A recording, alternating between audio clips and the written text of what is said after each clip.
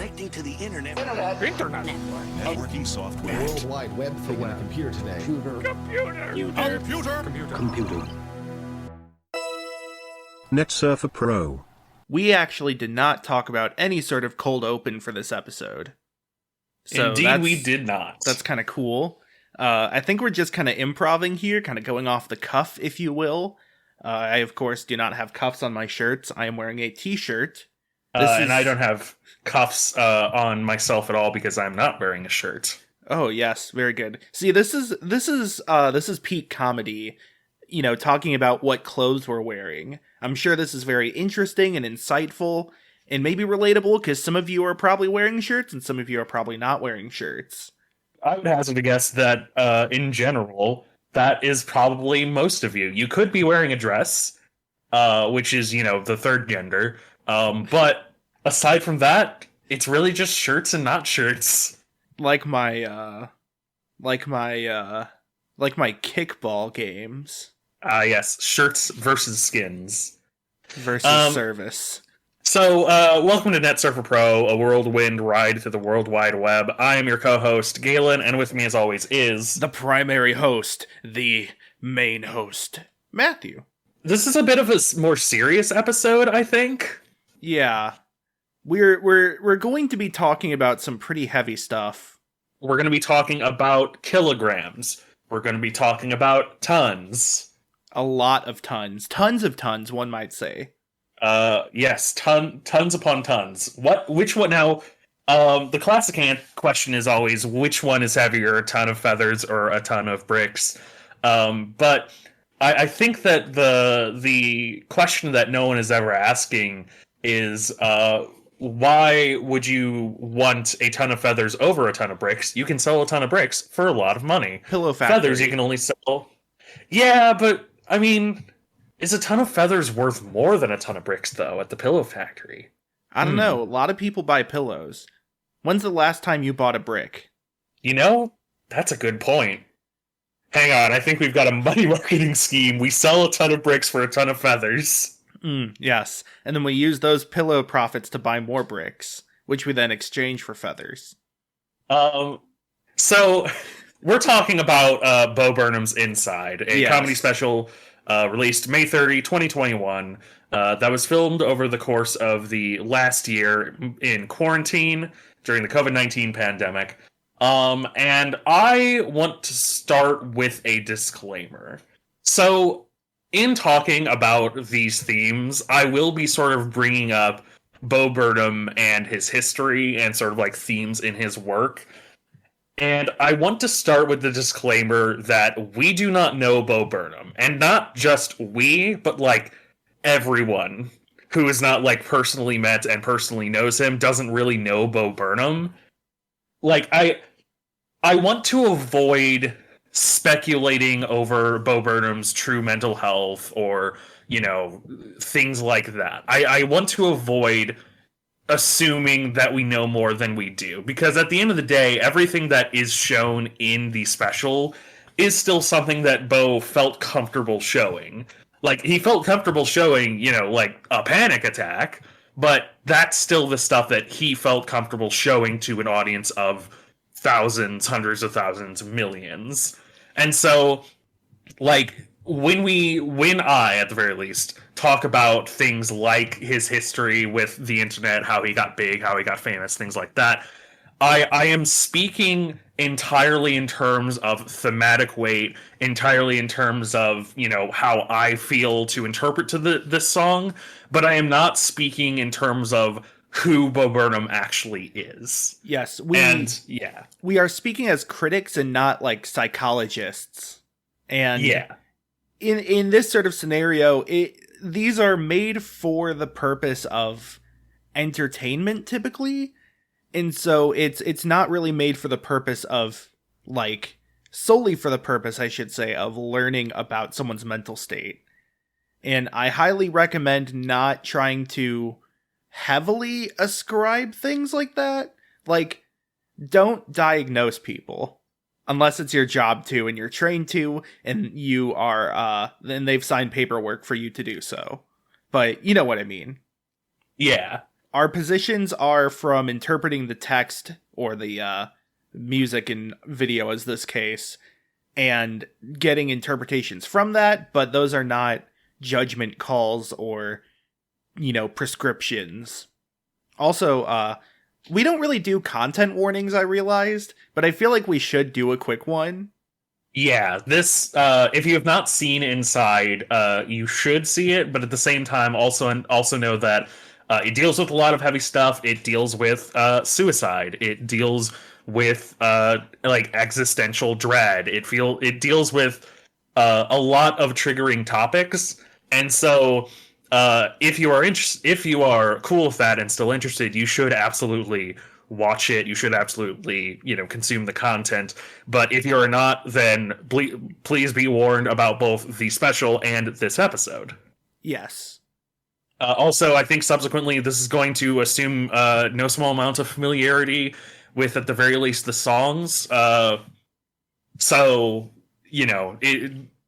again, this is if you are interested, then please do listen and watch and then come back to this. Yeah. Okay. So with that out of the way, where should we begin? Man, I guess can begin with the first song, but okay, I know where I want to begin. Who is Bo Burnham? Yeah, what are the direct facts of Bo Burnham? I keep hearing this name, Bo Burnham. Who could he be? So Bo Burnham is a comedian musician who got started in the early internet. He I believe his first upload was a song called My Whole Family Thinks I'm Gay, which was him in his room with a camera pointing at him, playing the piano and singing this song. He did more and more of that sort of style, and he was one of the first YouTube success stories. He was one of the first big people to go viral on the platform and sort of prove that you can get big from making funny videos online. He was almost I won't say pioneer in that sort of genre. He proved that this was something to take seriously.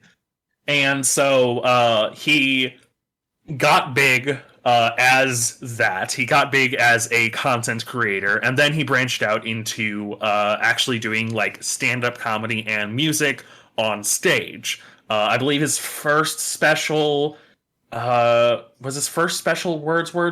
I think it was Words. I think so. Yeah, his first special was 2011. This isn't Fact Corner because I haven't looked any of this up beforehand. Yeah. This is entirely all off the cuff. But yeah, his first special was probably Words. And then he had other specials like What and Make Happy. I believe he had 4 in total before Inside.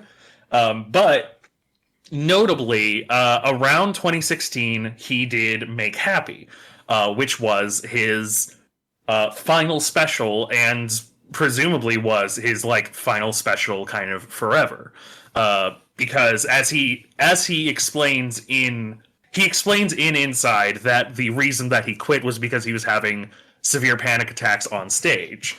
But that was sort of, I believe, unknown. It was generally just more that what was more known was that he was having a bad time of doing it, and so kind of decided to just step away.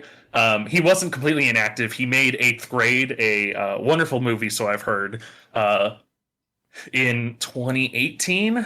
And then the next time that anybody had really heard of him content-wise was Inside, which just sort of dropped out of nowhere onto Netflix. Yes.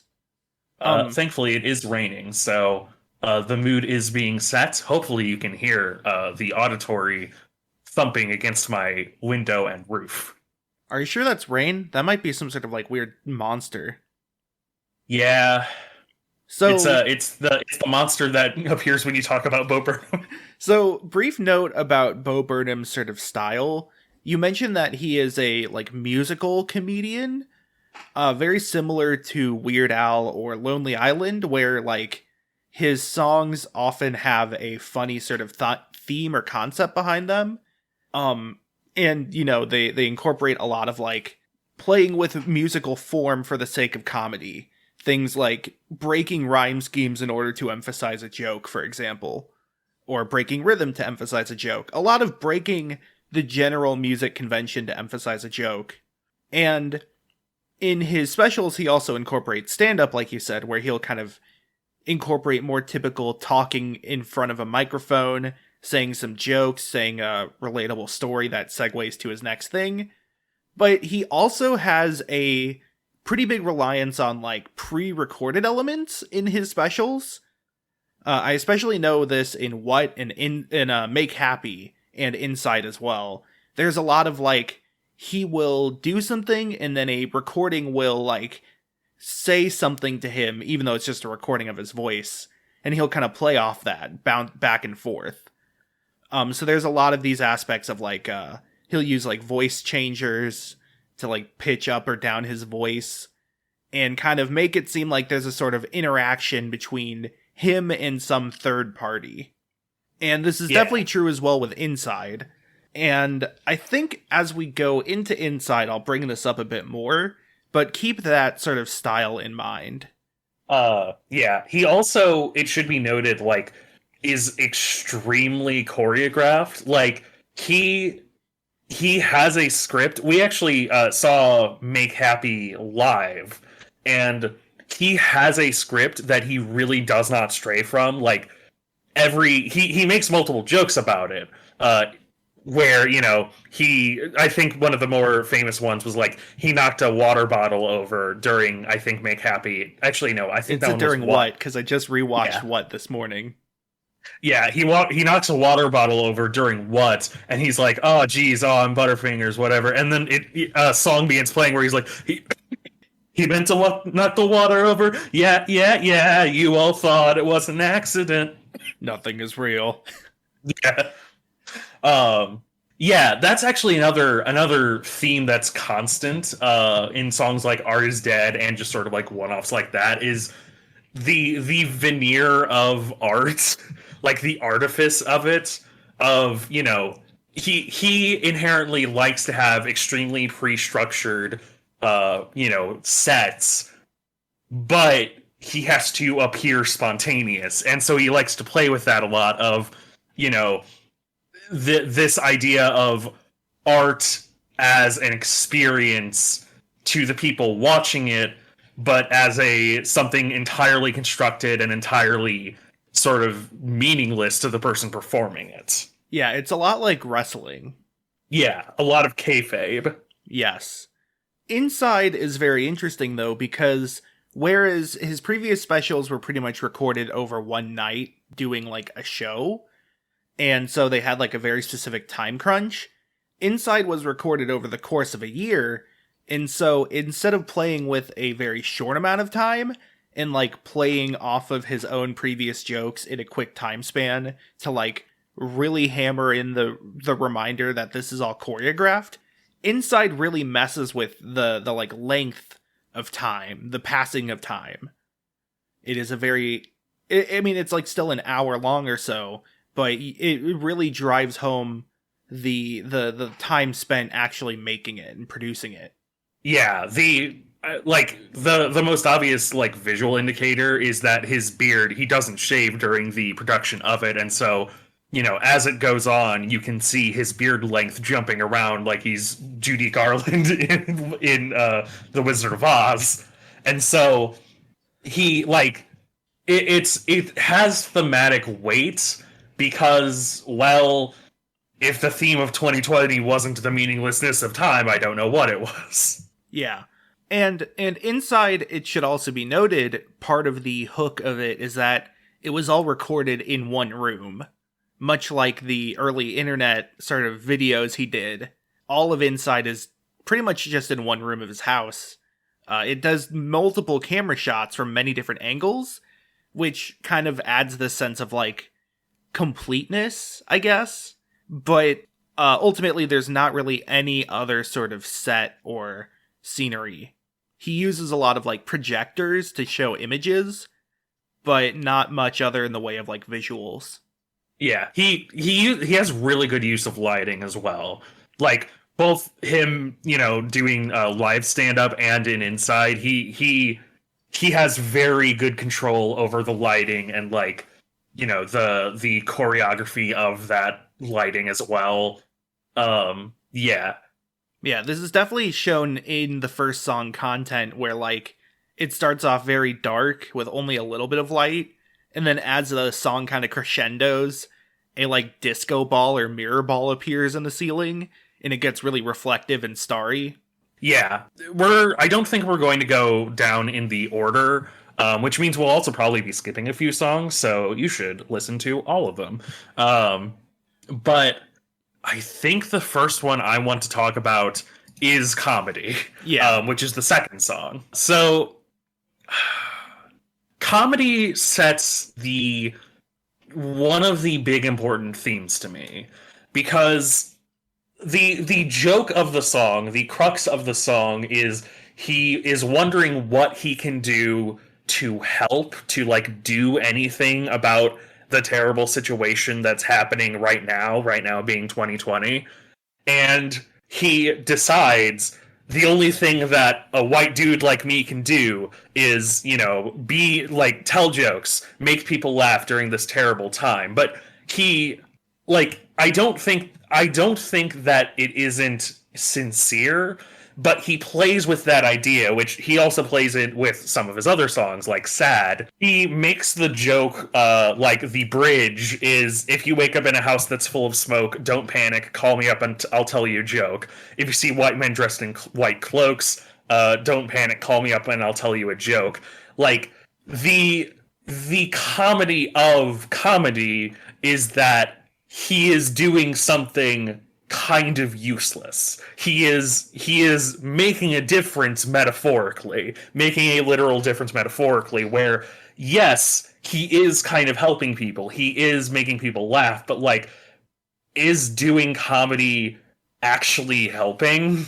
Is another white guy with another special on Netflix really helping anything, especially right now when there's things happening? There is, social movements currently occurring, people dying because of starvation, and he's sitting here and making funnies. Yeah, it's like, it's a sort of introspective irony that he mentions things, like after the chorus or whatever, he says like, you're really joking at a time like this, like to kind of acknowledge that it's not necessarily the right time for comedy, and that like there's really important things to discuss, there's a lot of problems at hand, just sitting back in a room and telling jokes isn't going to help, and it almost is counterproductive. But at the same time, it's like, there's not much else to like push people along at times. I think another really interesting thing is that in the background, he has like dissections of comedy going on. Yeah. He has like a whiteboard that has a bunch of stuff written on it through different scenes. One of them is a flowchart of something being funny, and it basically just includes like, is it offensive? Does it punch down? Pretty decent questions to ask yourself. Another one is like a taxonomy of comedy, which is super funny to me because it's very apt.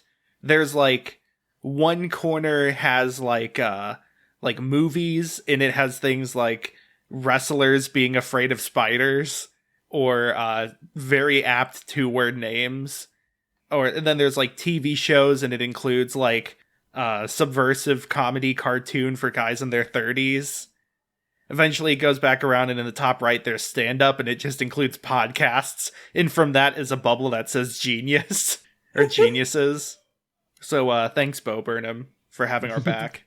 But no, it's like, besides the whole making a difference in the world and whether or not that's good, it shows sort of a process, but also a like admonishing of the process by being very snide about making a difference.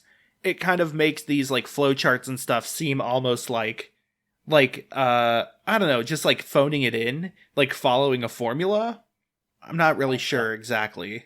Yeah, no, it's sort of, it's funny because the idea of dissecting jokes with those specific terms is funny, but the, you know, underlying message seems very like, sort of like, you know, hasn't all of this been tried before? Feels very, you know, this is things that comedians have written, and I'm going to be another one doing this. I also really like the touches of like the white savior complex of it, where, you know, like Lord help me channel Sandra Bullock in The Blind Side. Yeah. But like I feel like that is a very cutting critique, because like for years I was one of these assholes too, but like for years assholes have been, you know, defending people and defending comedians under the guise of like, you know, oh, they're the philosophers of our generation, and you know, oh, they're speaking truth to power. But like, and you know, a lot of comedians do. I am very pro-comedian. I'm very pro-comedy. I think that comedy can change the world. But I think that those kinds of, you know, immediate defenses do need to be taken with a lot of criticism, because you, like, they are also very often used to defend, you know, the Joe Rogans or the Ricky Gervaises of, you know, hey, I'm going to get on stage and be transphobic. Isn't that hilarious? So yeah, I'm basically speaking truth to real power and, you know, taking down those elites, those gay people and teenagers on Tumblr. Someone's finally getting their number. Like, it's useless. It's, if you are not speaking truth to actual power, then you're just being a dick on stage. And so I love this commentary on that sort of, you know, that snobbishness that which also comes up in How the World Works as well. Yeah. Of you know, it's this self-interested narcissism of I'm going to be the one to change the world. Yeah. I do think that's a good segue into How the World Works, which does the comedy song thing of introducing a like kid show-esque speaker and then having them speak something like incredibly, I don't know, woke, I guess, or something just out there. It kind of reminds me of the like, there's a Whitest Kids You Know sketch where it's like they start talking about like following rules and sharing and being nice, and then at the end it just teaches you how to make crystal meth. It's kind of like that, where like it starts off kind of innocent-ish, you know. He talks about like nature, healing, and working together, and then when Socko, the like sock puppet, comes on, it's about, you know, history is actually about wars and getting you know, territory and ruling over people and exploitation of the workers for wealth. And the FBI killed Dr. Martin Luther King Jr., which they just did.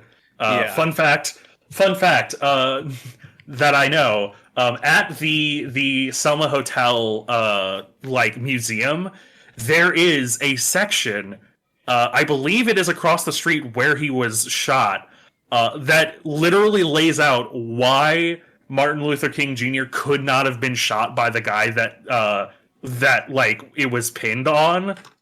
And I don't remember if it literally just implies that the FBI did shoot him, but like just there is more evidence that the FBI killed Martin Luther King Jr. than like anything about JFK.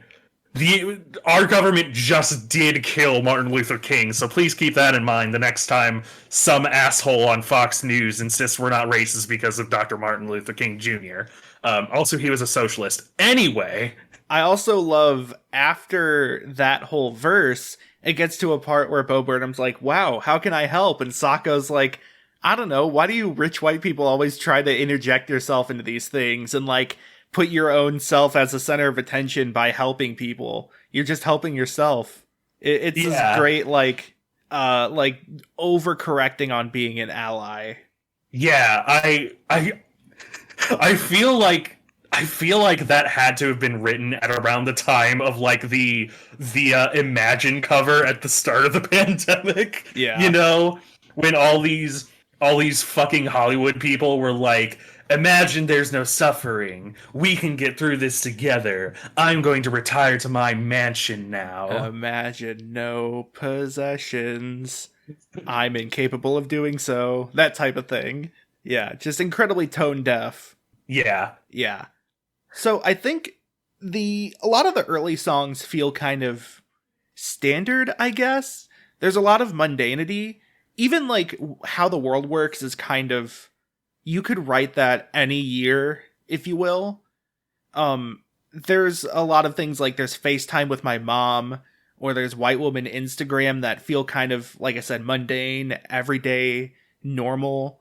I think somewhere... I feel like they could have been basically any of Bo Burnham's previous specials. Right. I think around the halfway-ish point is where it really starts to turn. But there's two bits I want to talk about that are not songs. That are very, very thematically coherent and cohesive and relevant. Both of these are very heavily visually edited. The first one is where he sings the song Unpaid Intern, which is like less than a minute. And then he shows up on screen and he's like, "I'll be reacting to that song you just heard and explaining my thought process." And it does the thing that we mentioned last week in Devolver, where it overlays the video you just watched on the current video, and then the characters react to the video that's playing, which is them talking about the video. It does the Spaceballs thing.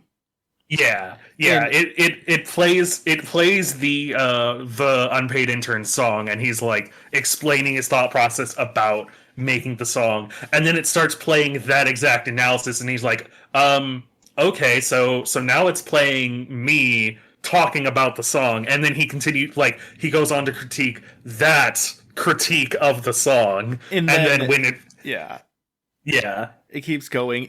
First of all, everybody here who's getting a little bummed out, go on YouTube and look up Tay Zonde TF2. You just do that. It's really funny. Second of all, so I think this is another really great usage of that sort of trope.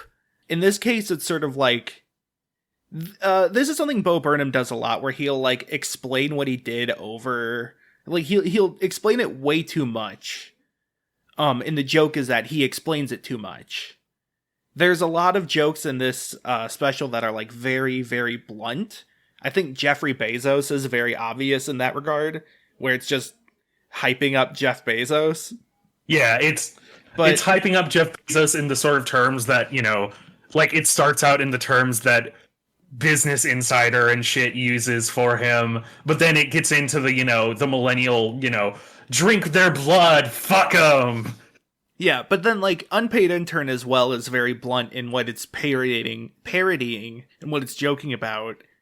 And in eventually the sort of analysis of the analysis of the analysis just becomes this sort of chaos, this sensory overload of like too many layers of visuals, too much audio going on. It becomes a mess. And so part of Inside, and well, I guess part of Bo Burnham's comedy is that it's all him. He's the only like character. I mean, there will be like other characters that appear in terms of like their tone or voice, but it's all played by him.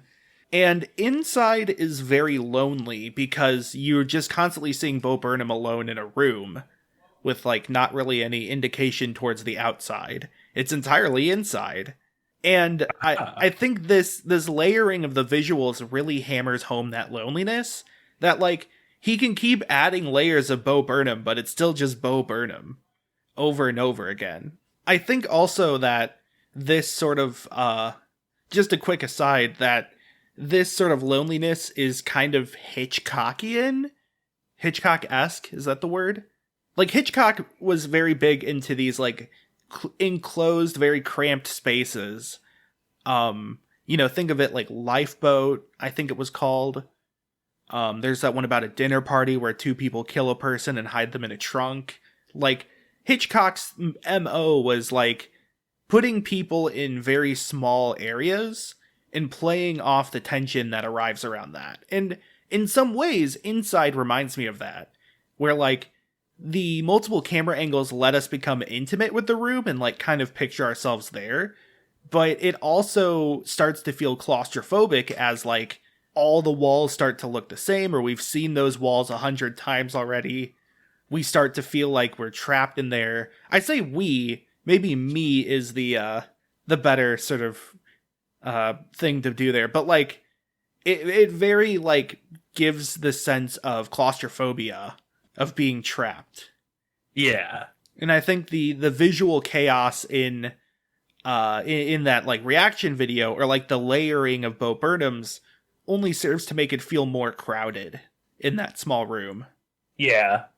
I want to briefly talk about White Woman's Instagram, because I want to briefly talk about it. I don't have a whole lot to say about it thematically, but I do want to shout it out basically because it is funny. And it is very like funny because it's true, you know?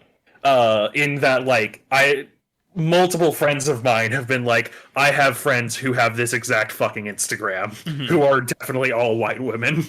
So it is funny and it is true, but it also does like a lot to humanize at the bridge of like, you know, the really emotional post made by this random woman.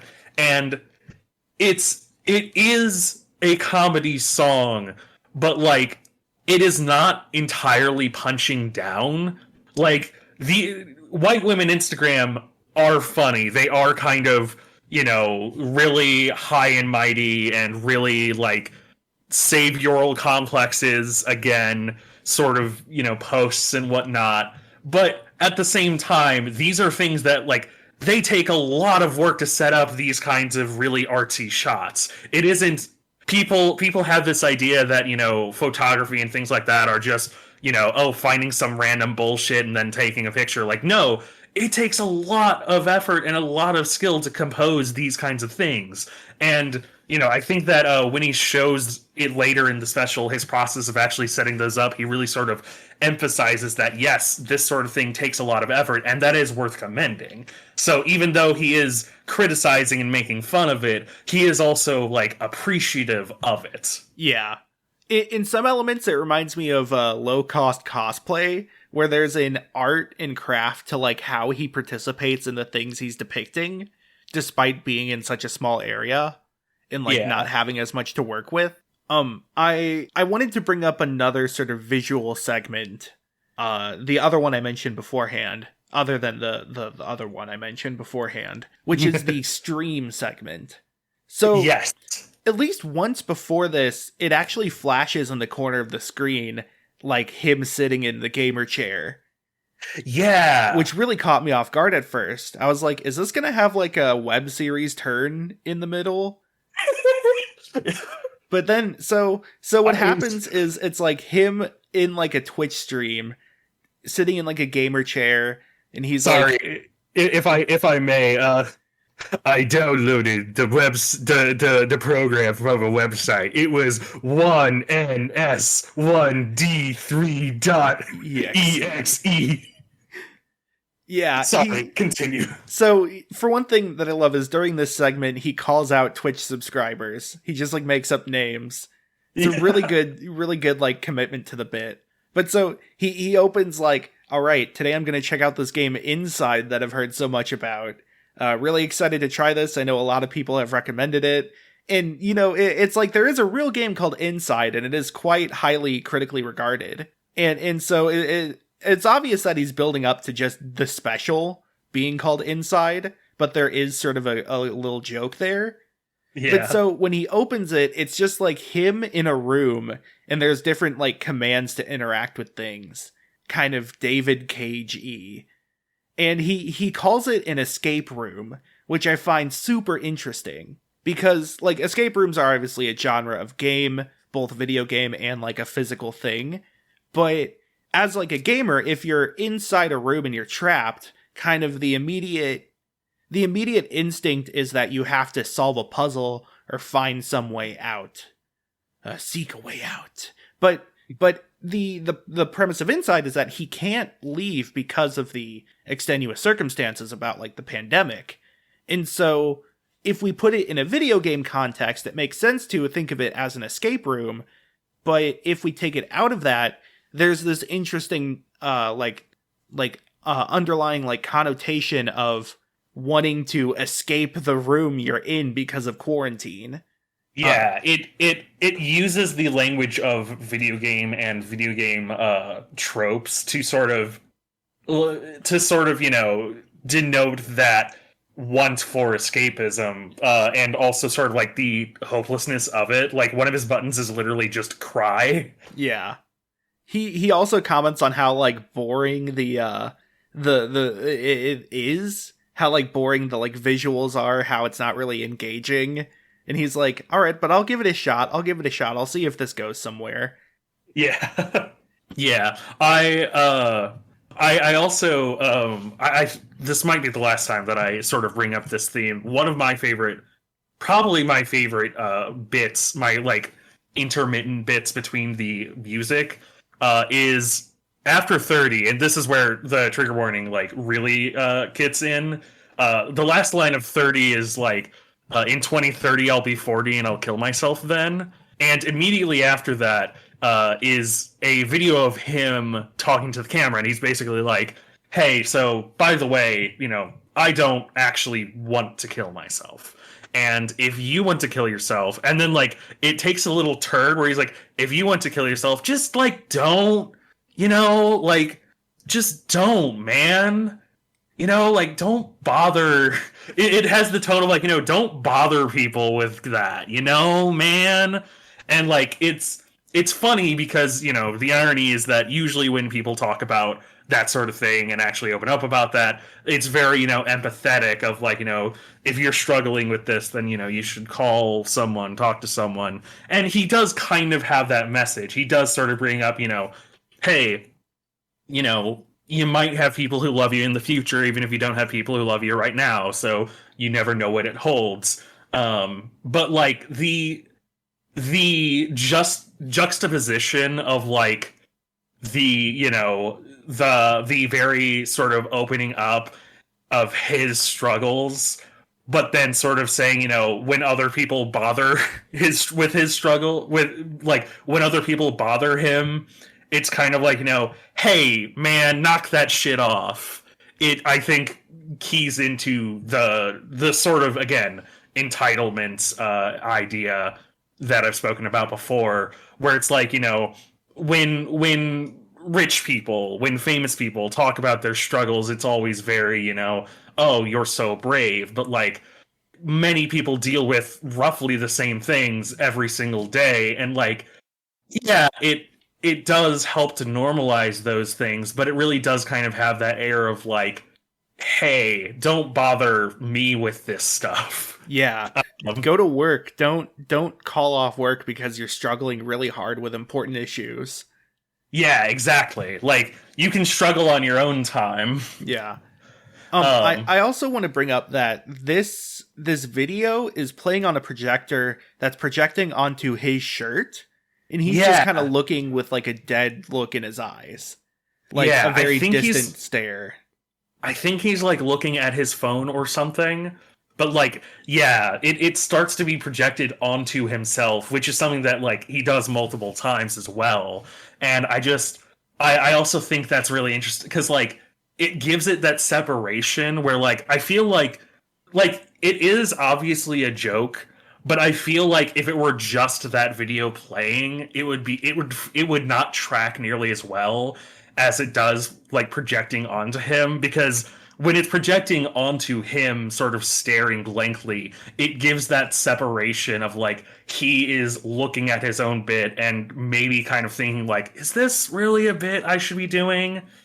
That sort of that degree of, decision making. Right. There are two songs I really want to go in depth into, and they happen after 30, I believe. After, like, that halfway point. And they are very, they're my two favorite songs of the special, and most people's favorite songs as well. And they're both super, like, I don't want to say deep, but maybe like complex. Is one of them Welcome to the Internet? Yes. Okay. Because that's definitely, I think that might be my second favorite song. We haven't gotten to my first favorite, but yeah, Welcome to the Internet I also really want to talk about because I am so happy that one, like, blew up, basically. I'm not surprised it did. Especially, like, it has the tone of the kind of song that blows up on TikTok, you know? Yeah. So, like, I am so happy that it has, and I want to talk about that as well. Yeah, so Welcome to the Internet, I heard it described as a song the robot devil in Futurama would, like, dance to or sing to. It has, like, the piano line is this very, like, I don't know what the word would be. It's not really swing, but it's like like barbershop music. Yeah. And so the song is just sort of a giant takedown of the internet. It opens with just like saying like, welcome to the internet, please enjoy your stay. We have mountains of content. If none of it's of interest to you, you'd be the first. You know, just kind of doing that. Then it talks about like all the different content. There's a lot of really bizarre things, a lot of just like really out there things, a lot of radical things as far as like radicalizing people. Things like instructions on how to build a bomb. There's a really good bit where it's like find a tumor, something. Yeah, it's start a rumor, buy a broom, or send a death threat to a Burmer, or DM a girl and groom her, do a Zoom, or find her tumor. Yeah. It's like, that part really combines the which is a very popular vowel consonant combo right now on the internet. But it just like, it takes this really quick whirlwind ride through the World Wide Web, one might say, over just like all these different things. But then it kind of explodes and it gets down to this like very quiet part. And this is super interesting. He makes a distinction between like, he literally says before the towers fell, which is a very like dramatic way of talking about 9/11 now that I think about it. But, yeah. But he says like, you know, early internet was like, there was some chat rooms, some blogs. It was a lot more disorganized, but also kind of pure in that regard. And then afterwards, he specifically, when he's doing this, he's talking to somebody who is like pretty young, because he mentions like, mommy let you borrow her iPad, you were barely 2. So like somebody who would have been 2 when iPads had already been out, you know, a Zoomer, one might say. And so yeah, it kind of paints this idea of like, interests, whether they're corporate or political or what have you, kind of took to the internet and like warped things in a way to encourage constant engagement and then also feed that engagement. The phrase like insatiable you comes up, and then it goes into the main refrain, which is like, can I interest you in everything all of the time? And then like, apathy is a tragedy, boredom is a crime. Basically, this kind of ties into Content, which is the first song on the special. I almost said on the album, which is about just like, daddy made you some content, here's some content open wide. Like, the position of a consumer of content on the internet is one of like constant boredom or dissatisfaction. Like, always having to be consuming something, whether it's a video or a podcast or an article or anything, social media. And because engaging in content gets companies money, they want you to engage. And so they feed into that sort of addictive behavior, the everything all of the time. I wanted to do a YouTube video just sort of talking about the wonderful layers of this song. So I just want to rapid fire a lot, just things I love about this. Just nod or shake your head and we'll do the rest. I love the shake your head. Like, do you want this? Yes or no? Yes or no, no matter what, we're going to give it to you. You know, like, you can't escape the internet. If you don't want to engage in the internet, you're going to have to engage in the internet. I love the constant juxtaposition of like, just random, innocent whatever with just like horrible reality. Here's a tip for straining pasta. Here's a 9-year-old who died. I love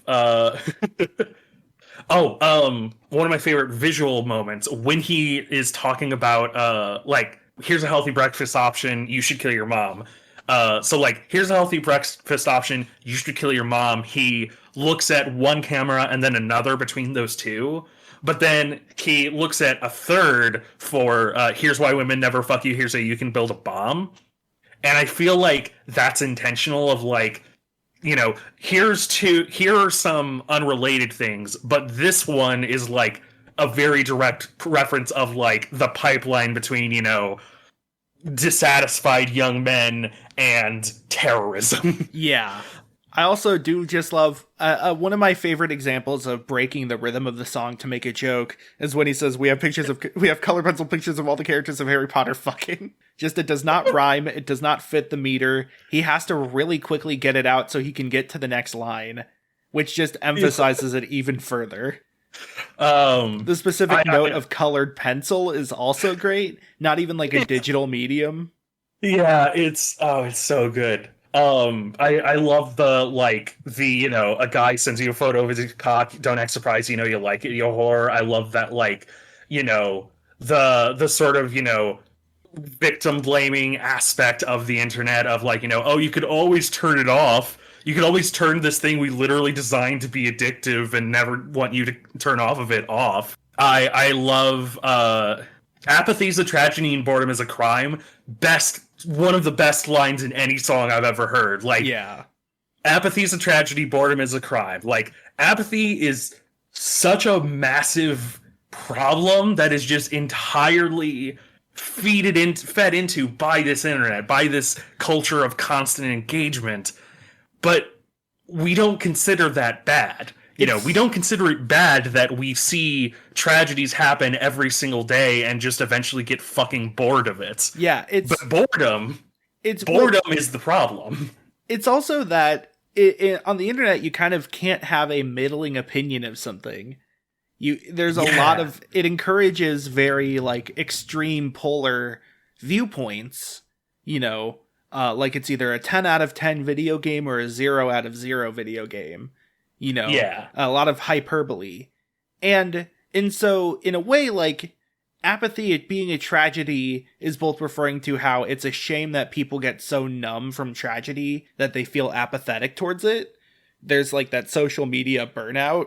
But also, there is, just, like, from the view of the companies who are singing this, their point of view, apathy is a tragedy because it's not engaging. It doesn't drive clicks.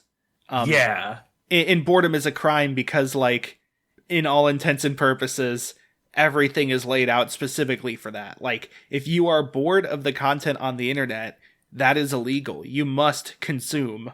Yeah. The bridge is honestly probably the biggest reason I wanted that, like, I wanted to put that disclaimer at the beginning, because I feel like the bridge is, like, it is directed at a younger audience. Like, mommy let you use her iPad, you were barely 2.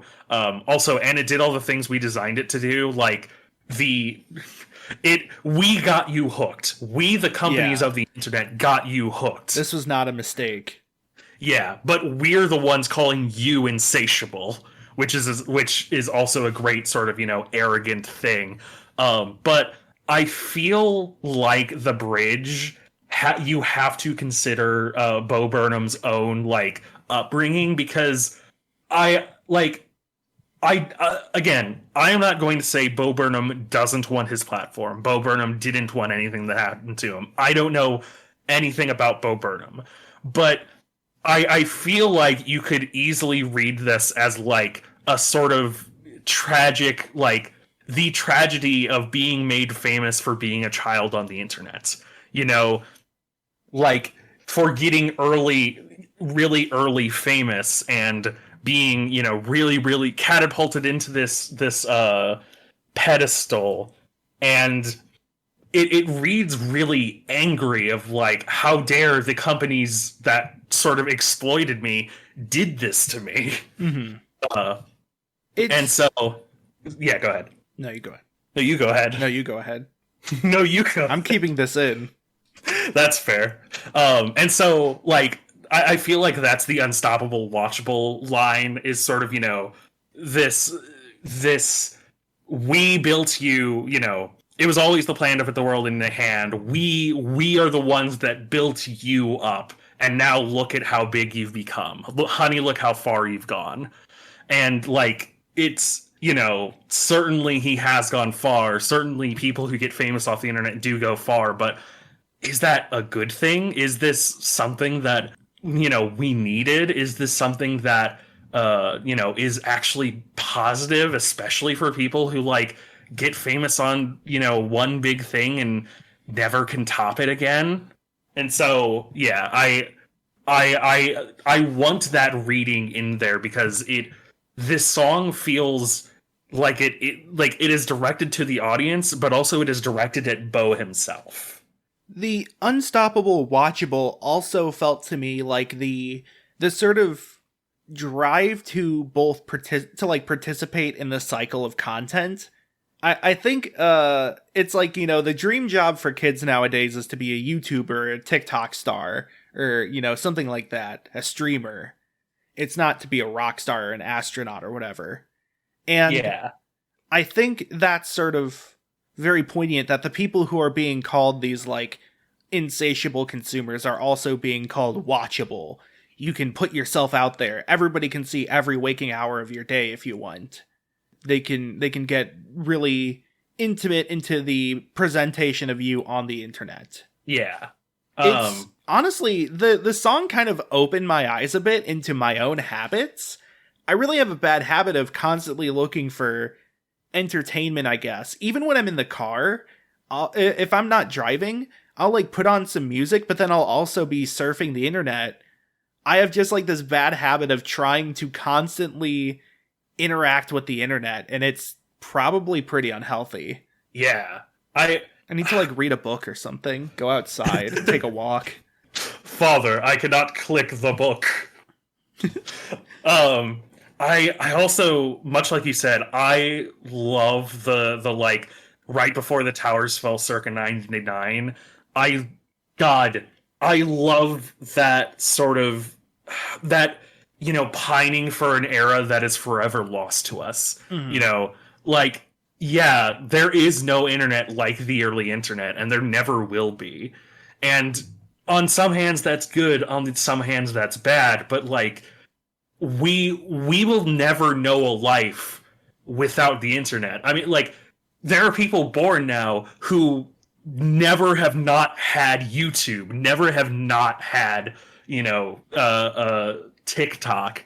And so, and like, we can actively see things changing. I think there was a recent like Todd in the Shadows review where he talked about Montero by Lil Nas X, and he kind of made the point that like, this is a 2-minute song, and to me that sounds unfinished, but like, man, we live in a generation that, you know, has had TikTok for years and had Vine, and like, maybe this is the perfect length for them. Yeah. Like, it sounds unfinished to me because I'm a fucking boomer. Something the TV shows in Fahrenheit 451.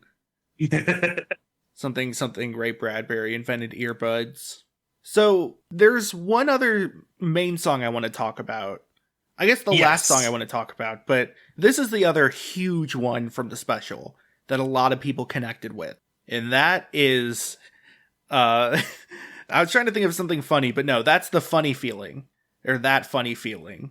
Thank God, good, because that was also the one that I really wanted to talk about. I thought you were going to say, like, you know, All Eyes on Me or something. No, yeah, that funny feeling, which is presented like a campfire song. He has like a projection of trees in the background. There's some of like a fire crackling sound effect going on, maybe some like insect chirps, which gives it at the start a serene quality that quickly turns somber as you kind of realize what he's talking about. The phrase "that funny feeling" starts off kind of vague, but again, like, there's a noticeable turn in the song where you start to really understand what he's doing, And to me, it feels like I also can't really explain what that funny feeling is, but I know it and I can relate to it. But it's kind of undescribable. Yeah, so that funny feeling is my favorite song from the special. It used to be Welcome to the Internet, but then I listened to that funny feeling again, and Welcome to the Internet feels like the past of the internet, and like the recent past, the like 2010s past. It feels like, how I got here. But that funny feeling feels like here. And to me, that funny feeling is like the feeling that the world is ending and all we can do is scroll through Twitter. Yeah. Like there's, again, this constant dissociation between, the positive and the negative. And so like, I mean, the first line of, stunning 8K resolution meditation app in honor of the revolution, it's half off at the Gap. It's, that feeling of things that, anything that is good is getting co-opted, anything that is bad is getting exploited, anything that is, funny and harmless is ultimately feeding into something terrible. The world, 20,000 year this, 7 more to go. Oh. I love that line. Right. Well, so, I want to put you on a hold real quick for a sec. Sorry. Go ahead. That, first of all, there's the phrase, like, following the traffic laws in Grand Theft Auto 5, that, to me, it feels like a lot of the early things he lists are, like, they're kind of, like, just strange things. Maybe not necessarily funny strange. They're kind of like Alanis Morissette's Ironic. Like, they're kind of makes you think. Some of them, like Robert Iger's face, aren't really a direct contradiction, but more of just, like, something weird or off, maybe. But then there's the line, the whole world at your fingertips, which is the callback to Welcome to the Internet, the ocean at your door. And that then goes into 20,000 years of the 7 more to go at some point in the future. It like, there's a very clear turn at that line, the ocean at your door, where, like, at first when I listened to it, I was like the beach, and then he said, like, 7 more to go. I was like, oh. And that's where I think it really becomes clear what that funny feeling is to me. Yeah, the ocean at your door and that the 20,000 years, the 7 more to go, that reads like there are multiple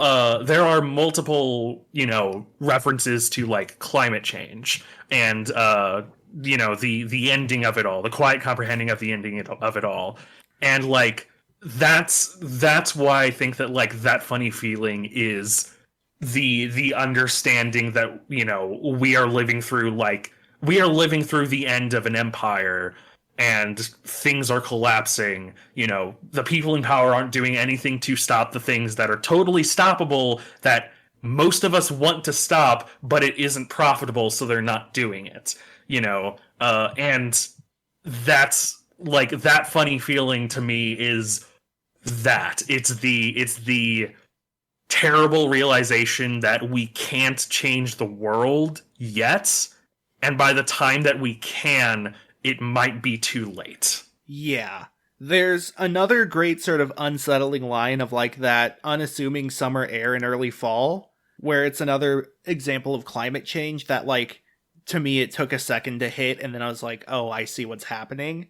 This very feeling, because I've noticed that, like, it feels like seasons are really extreme, even more than usual. But then, like, there's also the second verse, he goes over, like full agoraphobic, cover blown. Then he mentions disassociation, and then he mentions looking up derealization and, like, shuddering at what you find. So I want to go over these three because, again, there's no way to know who Bo Burnham is or what he's actually struggling with. But if we take this with the admission of his panic attacks, it feels like he's referencing that. So like, here's what I'm saying. I don't want to say that I am talking with certainty about him, because I am not, but it feels like the, like, agoraphobia, cover blown is like having a huge panic attack around a lot of people. And then, like, disassociation, depression, all that stuff leads from that sort of initial spark, I guess. Obviously, Googling symptoms is not very helpful, especially like Googling diseases and diagnosing yourself. But I did look up derealization as per the song, and it's just like, the feeling of feeling like you're observing yourself from out of your body, or like the feeling that something isn't real. I really want to touch back on the visual segments I talked about. So both of those involve Bo observing his body from out of his body. The analysis had him looking at himself analyzing something, and the video game had him playing himself. Both of those also highlight the levels of artifice, with the video game being a video game, and the analysis having him watching a video of himself. So those are not like the tier 1 of reality Bo, if you will. And I think there is, again, it's like, this is another example of the uncomfortability of Inside. That by getting an inside look at Bo Burnham, we're also kind of seeing these sort of uncomfortable topics and themes discussed. But it's also this sort of feeling of like, we're also observing Bo, and we can't get truly inside his brain or his mind or his perspective. And the feeling that we are watching somebody else live their life is kind of poignant then. Kind of apt to our experience, just as a consumer. Yeah.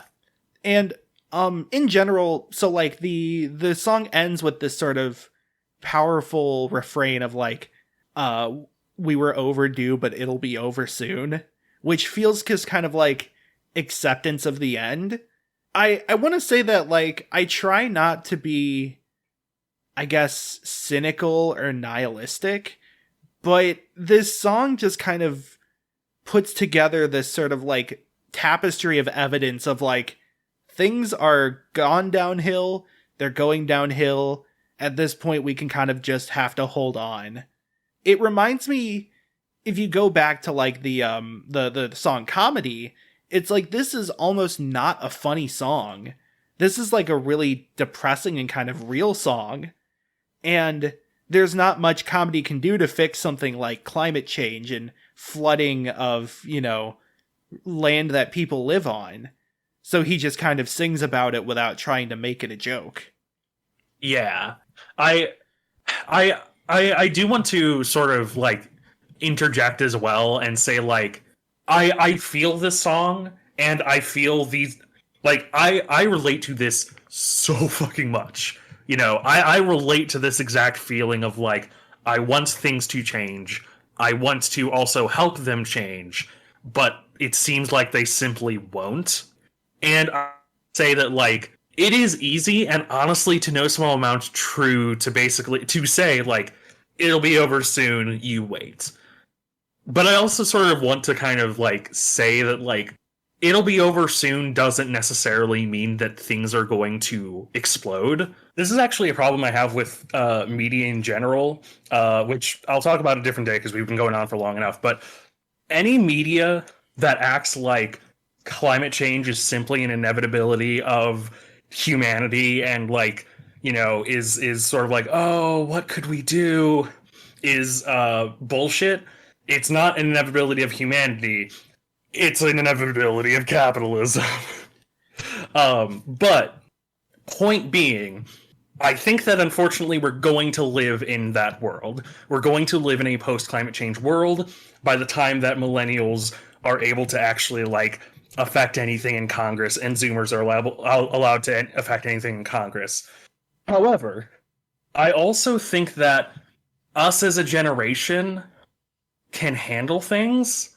Like, I think that us as progressive people can handle what we are ultimately thrown at. Like, I think that by the time we can change things, we will be able to change things for the better.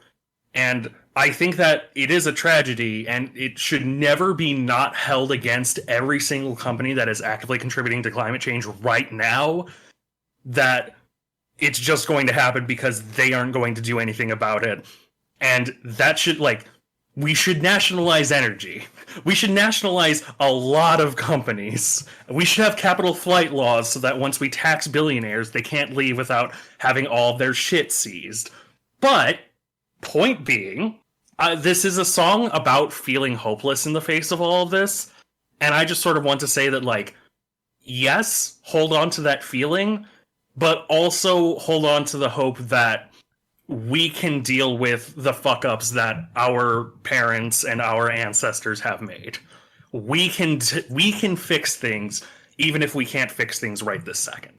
So, I did a little bit of research, and apparently 2027, which is the 7 more to go, 2028, I guess, depending on when he recorded, is like the cutoff date for if the current like rate of climate change doesn't slow down, then the worst changes will happen. But if like we slow down before then we can avoid some of the worst permanent changes. So the 7 more to go fits with that. I also kind of wonder, because I wonder if it's also sort of in like a admission of like, in 7 years, the people who are like progressive and willing to make changes will be old enough to affect things then.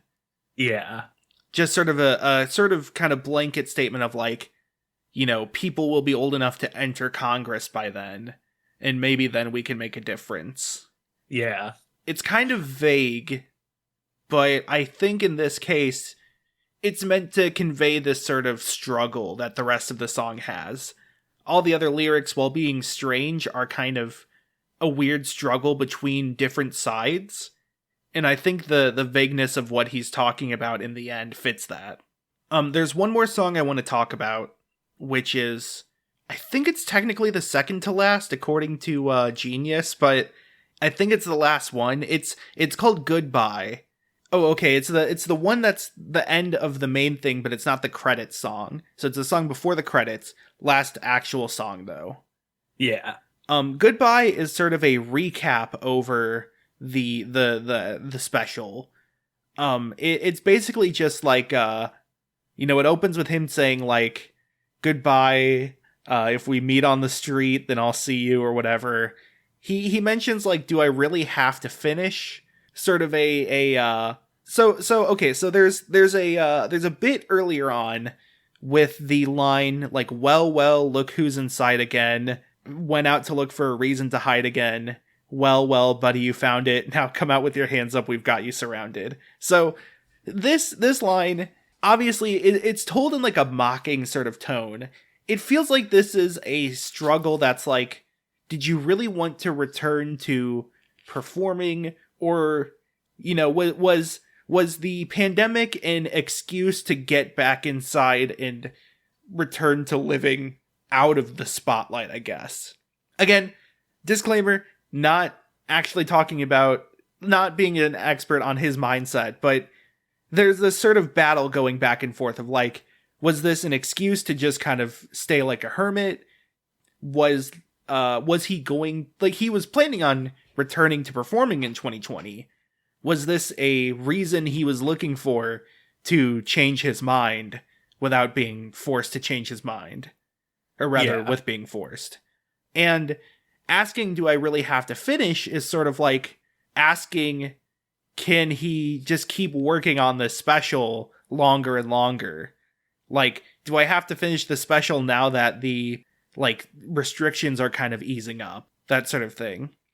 Yeah, it feels like I do want to. I think it really does speak as well to the mindset, because, like, on one hand, being able to go outside frees you up. On one hand, you know, being under lockdown is like isolating. It is terrible. It is, you know, sort of like it sticks you in a place that you just can't leave, and you just want to leave, and it's just the worst.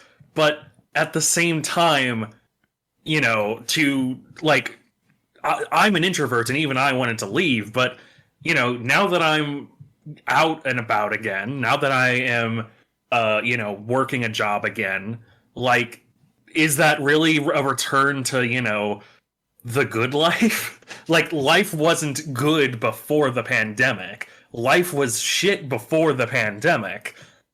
And so, like, it's very personal of, like, oh, it's the perfect excuse to stay inside and do nothing. But, with the restrictions lifted, will I even go outside as much? And the answer is invariably yes. But, it speaks to that mindset of, like, the pandemic is not the problem, it's simply the culmination of the problem. And so I think that, like, outside of Bo Burnham, like, outside of a personal message, that's the message I took from it, of, like, I want to go outside to see my friends. I don't want to go out. I don't want to have to do a job because I need to make rent. I don't want to have to waste my time at a desk 8 hours of the day. So I'm being shoved out at gunpoint, basically. Yeah, the line, like, come out with your hands up, we've got you surrounded, is obviously literally being shoved out by gunpoint in sort of the tropey sense of, like, cops talking to a criminal who's inside a building. But also, the we've got you surrounded is sort of like fame or having fans or attention, being in the spotlight. Yeah. That, people are surrounding him, waiting for him to tell a joke or something. And speaking of which, there are references to a bunch of previous songs, including the song Comedy. He says, like, if I'm in a house that's full of smoke, I'll panic, so call me up and tell me a joke. Sort of a, like, role reversal of Comedy, saying, like, I'm having a lot of struggles here. I could use some help with a joke. But then he says, like, you're really joking at a time like this, like he said before. In this case, he's like, wait a minute. What are you doing telling me a joke if my house is on fire? Sort of a acceptance that what he's doing wasn't really helping. That, like, if he were to put himself in somebody's shoes, then it wouldn't go so well for him. He also does say, like, here's a fun idea. How about I sit on the couch and watch you next time? Almost like, this has taken so much effort. Let me just take a break. How does it feel to, like, put yourself on display for the whole world? There's a sort of, like, I'm done with this. It's your turn now sort of thing. Yeah, that is a theme that, like, has shown up in some of his other songs as well. I love it because it does sort of, remind you that at the end of the day, Bo Burnham, for all of his privilege, for all of his comedy, for all of his, his status, his stage, is simply a man, is simply a flightless bird, and, like, is simply someone else who is struggling, who has problems. And so, on one hand, we expect, a comedy special out of him. We expect him to do his song and dance, but is that fair to expect? Like, in earlier songs, he plays with the entitlement of that. But in this one, it feels like he's kind of playing with the, the reverse entitlement. The, like, should we expect a comedian who is going through his own shit? Should we expect some random person, even if they are ultimately, kind of well off, to be comforting us in this time? Because, we're all struggling. And again, I'm still going to put on blast the, I'm still going to put on blast the celebrities who basically did nothing, who, were like, oh, we're all in this together. But, like, I'm giving Bo Burnham a specific pass because, like, Bo Burnham is famous and is very well off. I would not call Bo Burnham, like, extremely rich. I would not call Bo Burnham, like, I would not call him extremely privileged. He is very privileged, but he is not, Gal Gadot singing Imagine while going back to her fucking mansion in Israel. So, like, yeah.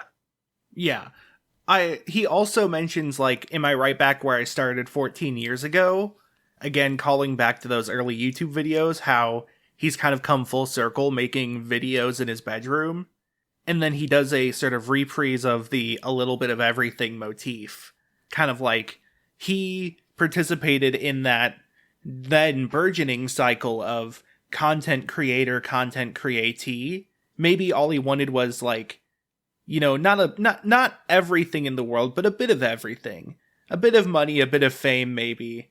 But like, you know, that sort of wish kind of monkey's pawed back to him. He also says, I'm finished playing and I'm staying inside. So like, maybe he does want to just stay inside now. Maybe he's done putting himself out on display there. Yeah. And so go ahead. I just wanted to talk about the very last scene. Yes, because I also wanted to as well. Yes. So at the end of the special, after that, he's talking about you're really joking at a time like this, and then the spotlight suddenly hits him, and it repeats the well, look who's inside again. Except like the camera cuts and he's naked all of a sudden. He's like looking at the spotlight that's on him like somebody who's been trapped in a cave for years, like blinded by it. He eventually walks out, fully clothed, into like a TV set of like a house, and he tries to get back in and is locked outside of the house while like a laugh track plays. The whole time the spotlight's still shining on him. And then finally it pans out to show him watching this scene in a movie theater. And like the very last scene is, you know, he's watching it as the laughing is happening, and then he smiles and it immediately cuts. Yeah. So, for one thing, this is another example of him watching himself. Another sort of third-person view. In this case, he is able to find the comedy in it. The joke of being locked outside of your house like that is such like a basic joke. Like a level 1 sitcom joke.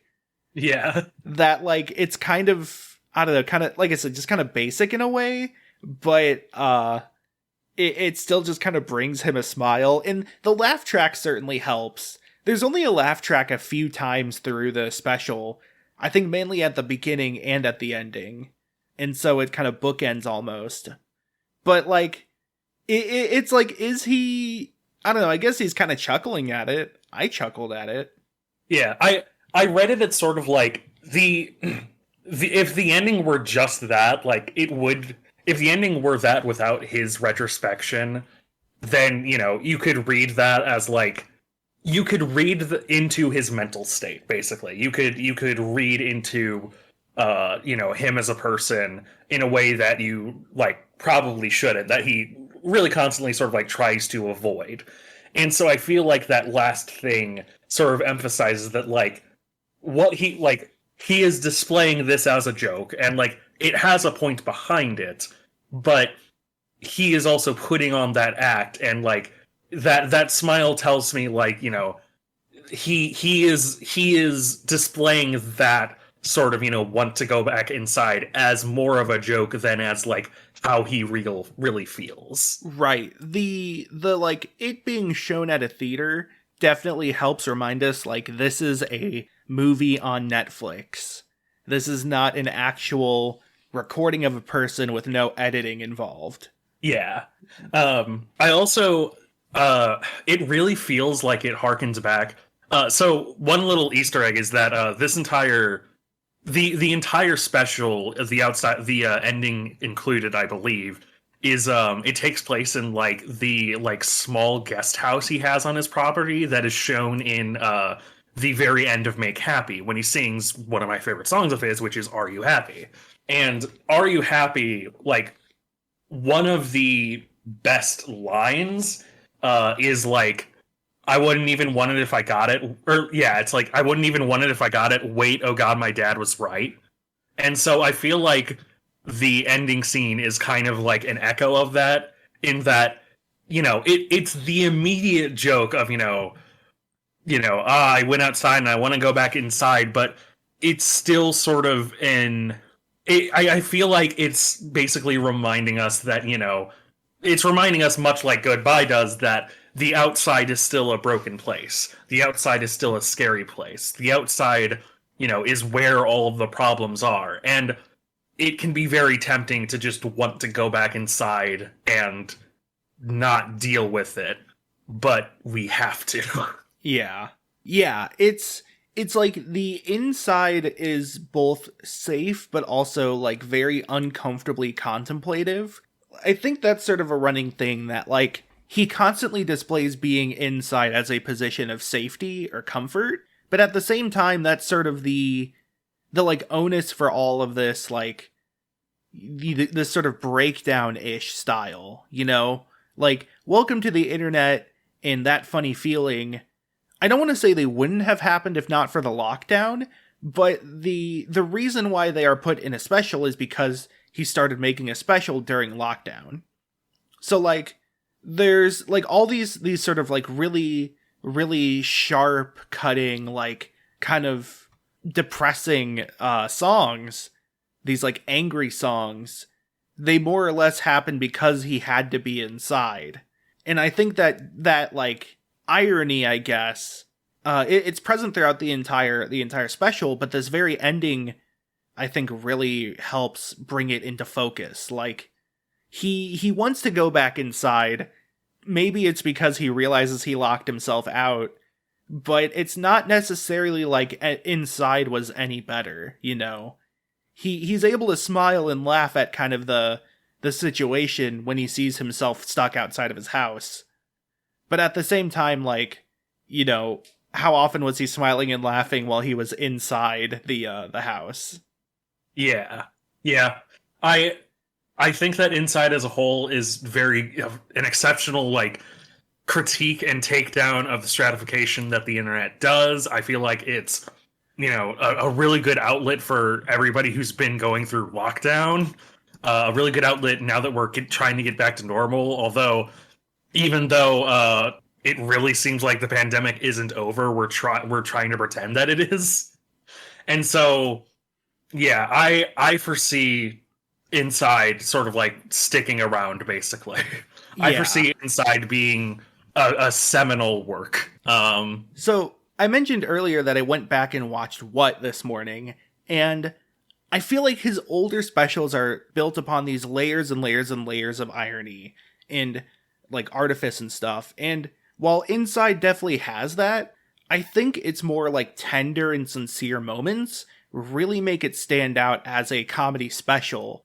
And, you know, like that funny feeling isn't really jokes, to me at least. And so it really strikes me as being sort of unique in its own sort of place. The concept of recording it over the course of lockdown in one room is like really unique and interesting, and it's utilized like exceptionally well. I think this is not just good as just like an evening watch, but like, I don't know. I don't want to say like the great American novel, but it definitely is, like you said, an exceptional, like seminal work. It feels like a direction that can be taken in many different ways. I don't know what sort of inspiration can be gathered from this, but I think, I don't know, I just think there's something about it that is so different. Yeah, it feels like it could have only been made during lockdown during this pandemic, but at the same time, everything about it feels like it doesn't feel like a pandemic created thing that only will relate to the pandemic. It feels like this could have only been made in the pandemic, but we will be listening to this way after, and we won't be thinking about the pandemic about necessarily. We will be thinking about everything about it. Yeah. Let me put it like this.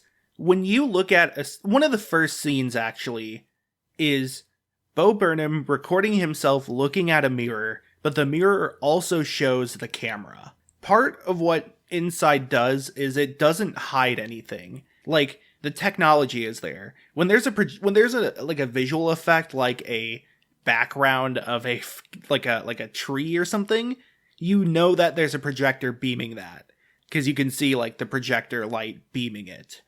When there's like lighting involved, you can see it standing on tripods. You can see the instruments he's playing, the things he's sitting on, all these wires on the floor.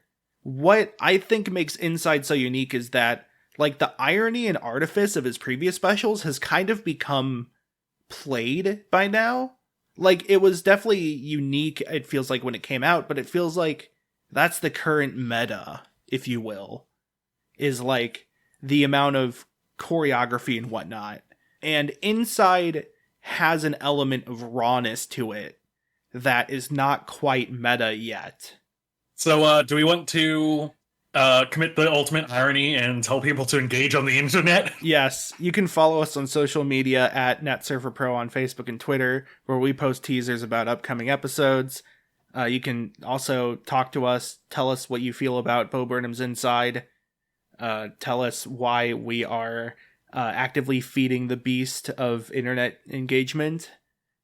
You can also like us on any podcasting platform, give us a rating, give us a review, tell us how depressing this episode was.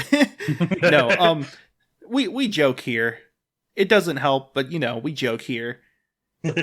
Doesn't always help. But make sure to drive up those clicks so that we can give you everything some of the time. You can follow me on Twitter at MattCraigGaming, where I talk about things I'm working on, things I'm making, things I'm experiencing because I am insatiable. You can also follow me on Twitch at twitch.tv/twack. That's twitch.tv/TWAK, where I stream on Tuesday, Wednesday, and Friday at about 1 p.m. Central Time. I have not streamed the video game Inside, and I don't know if I will, just because it seems like something I would enjoy on my own.